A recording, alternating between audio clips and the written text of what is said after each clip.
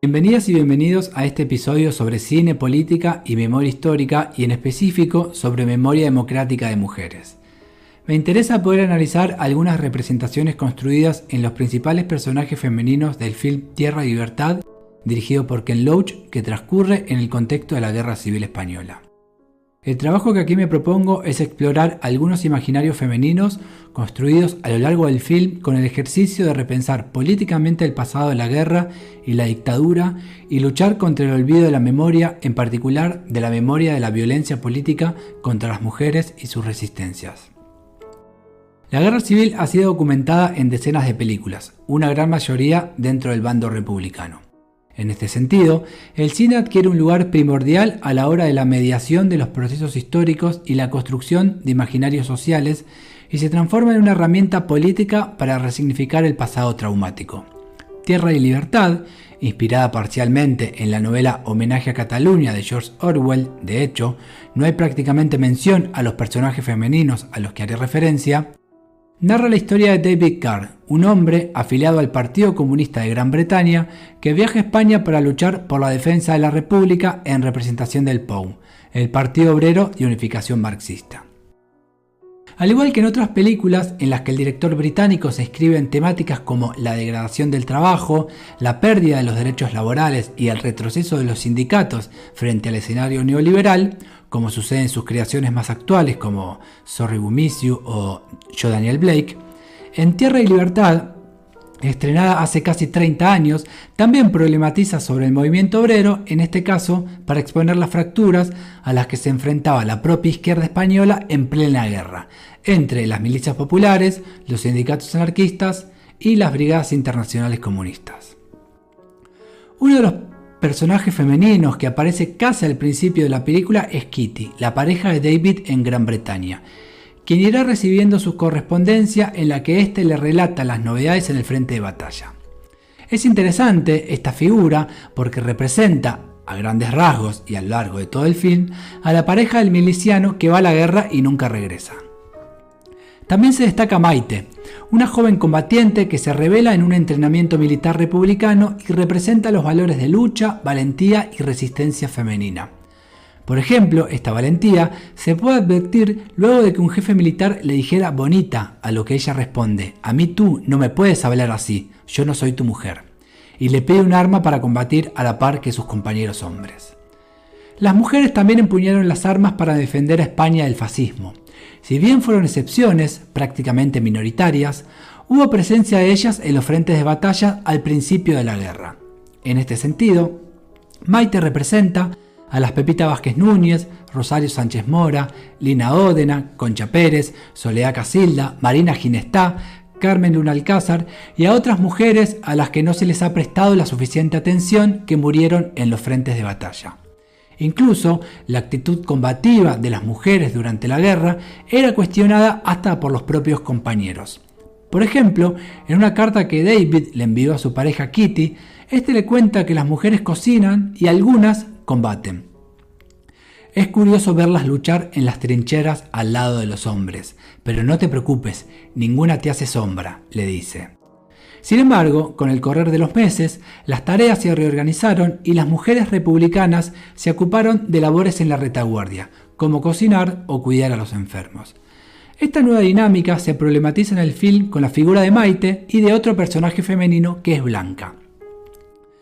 Al igual que Maite, Blanca se destacó primero como miliciana y luego asumiendo tareas de cuidado.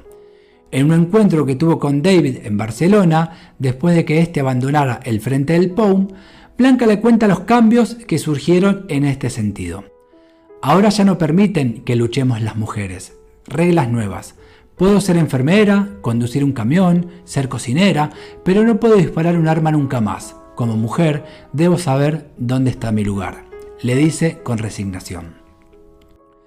Finalmente, me interesa detenerme en una escena muy corta, pero muy significativa del film, que hace referencia a la violencia sexual sufrida por las mujeres durante la guerra.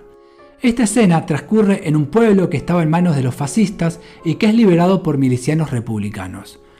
Luego de esta liberación, una mujer se acerca a un miliciano, se quita la capucha y muestra, con mucha vergüenza, que había sido rapada. Los nacionales me han cortado el pelo. No han podido coger a mi marido y me han cortado el pelo, porque mi marido era miliciano y no lo pudieron capturar, le dice. El procedimiento del rapado de pelo se aplicó en España contra las mujeres que habían tenido algún vínculo con la República. Entre las víctimas también se incluían a madres, hermanas, hijas o esposas de combatientes, como es el caso de este personaje.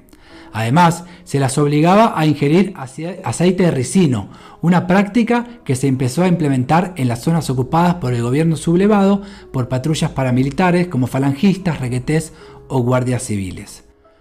Como menciona Enrique González Duro, este tipo de violencia específica también funcionó como un filtro para la selección y la depuración de la memoria. Y durante mucho tiempo no se habló de lo que padecieron estas mujeres. Esta escena se trata de una escena breve, de apenas 15 segundos, pero que hace un aporte necesario a la hora de construir la memoria de la violencia política contra las mujeres republicanas. Porque además, esta violencia simboliza el modelo tradicional de mujer que el fascismo quería implantar, lejos de los derechos alcanzados durante la Segunda República, como la ley de divorcio o el sufragio femenino. Y con relación a esto último, es necesario referirse a la Ley de Memoria Democrática Española, porque esta norma propone un reconocimiento a la memoria democrática de las mujeres, por las luchas y los sufrimientos soportados durante la guerra y la dictadura, pero también por haber resistido y por haber promovido un desarrollo personal. Y en este sentido, es clave el papel que cumple el último personaje femenino al que quiero referirme, que es Kim, la nieta de David Carr. La película comienza con Kim revisando documentación y archivo que pertenecía a David, como periódicos, correspondencia, fotografías y otros documentos personales. En varios pasajes del film se puede inferir que Kim va reconstruyendo la historia de su abuelo y de la guerra a partir de esta documentación. La figura de Kim representa al familiar que logra romper con el silencio impuesto por la dictadura y deja entrever la importancia que conlleva mantener activos los archivos de la memoria e impulsar políticas públicas para su acceso y consulta. Los archivos y fondos documentales se vuelven un material clave para la reinterpretación de los procesos históricos y de sus protagonistas. Si bien se pueden plantear algunos desajustes a la mirada que construye Ken Loach sobre la guerra, por ejemplo con su crítica al comunismo o con la romantización de algunos momentos de la guerra, se pueden rescatar determinados momentos para reflexionar sobre la memoria y en particular sobre la memoria de las mujeres. Las escenas que fui mencionando sobre las tensiones que surgieron entre los propios milicianos o por la violencia ejercida por los fascistas contra mujeres, de alguna manera plantean una resistencia que no hay que pasar por alto. Así como en el Madrid de noviembre de 1936, cuando el poder quedó en manos de los olvidados, la resistencia femenina es parte de la historia y de la memoria democrática de la guerra y de la dictadura. Un trabajo que tiene que continuar para resignificar el pasado y discutir el presente.